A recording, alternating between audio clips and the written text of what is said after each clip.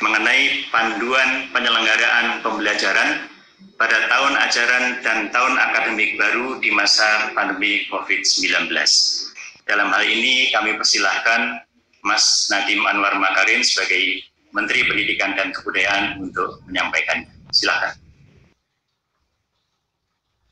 Oke, sedikit mengenai pendidikan tinggi. Berikut.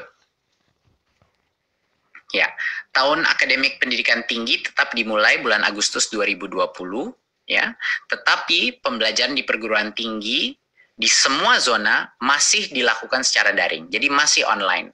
Belum belajar tatap muka, belum masuk. Dan alasannya adalah universitas juga punya potensi mengadopsi belajar jarak jauh lebih mudah daripada pendidikan menengah dan dasar. Jadinya untuk saat ini, karena keselamatan adalah yang nomor satu, saat ini semua perguruan tinggi masih melakukan secara online. Sampai kalau kedepannya mungkin kebijakan yang berubah, tapi untuk saat ini belum berubah. Jadi masih melakukan secara daring, ya.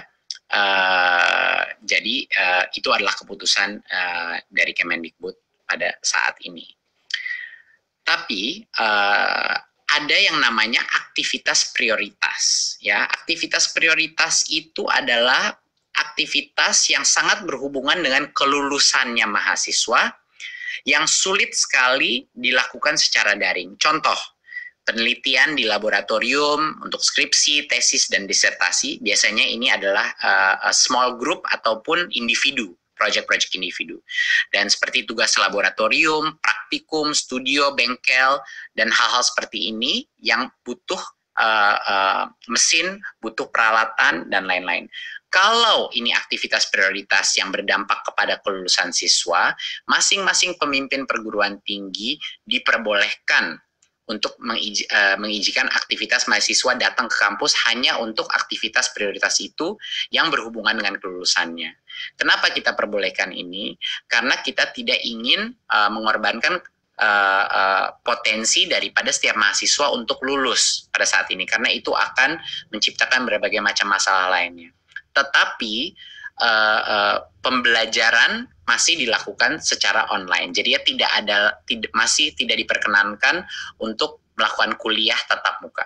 Tidak diperkenankan berbondong-bondong untuk mahasiswa masuk ke dalam kampus. Cuman buat individual project mereka yang khusus prioritas untuk kelulusannya. Berikut. Ya, saya rasa dari saya sekian. Jadinya untuk menutup dari presentasi ini, saat ini ada sekitar di bawah 90 kabupaten yang berstatus zona hijau. Dan ini merepresentasikan 6% daripada populasi peserta didik kita.